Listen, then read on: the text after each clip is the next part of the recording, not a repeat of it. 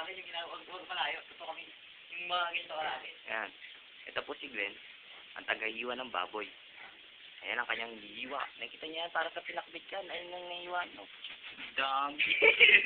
Ito pa kanyang hiwain. Ayan. Sarap, di ba? Sa kasalukuyan, ito po ang aming niluluto. Ano to? Ay, sinain. Yun. Tapos, ito naman po, si Chua. Nakakain ka lang. Nakakit ka pa lang. Macho sila dalawa. Yan ang iniwa. Ang kalabas Pag magpato, sasaksakin ko kayo. Ito yung baboy. Tatakam na. Gusto sumali. Ayun yung pork chop natin. Ayun pa pork chop. Ayun pa pork chop. Kita nyo po, mga kababayan ko.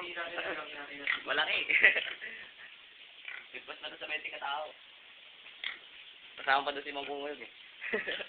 Yung baboy. Ayan po. Ito po ang sa labas. Dako pa ron. Tayo papasok. Ako ang inyong host. Papasok tayo para makita mo yung luto sa loob. Journal to, kala mo, documentary. Yung gelatin.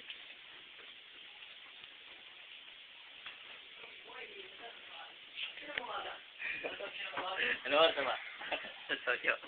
Sorry, baboy. Ay pa yung marami sa sayin. Ay pa bigas. Ang dami.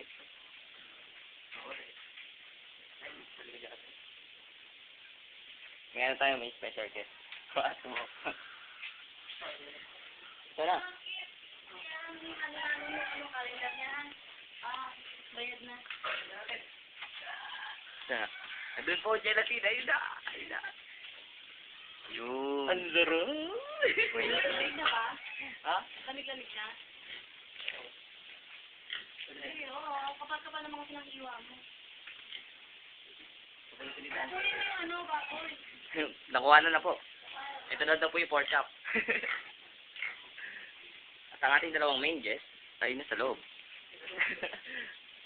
At dito po nagtatapos ang 2 minuto at kalahati na aming dokumentasyon.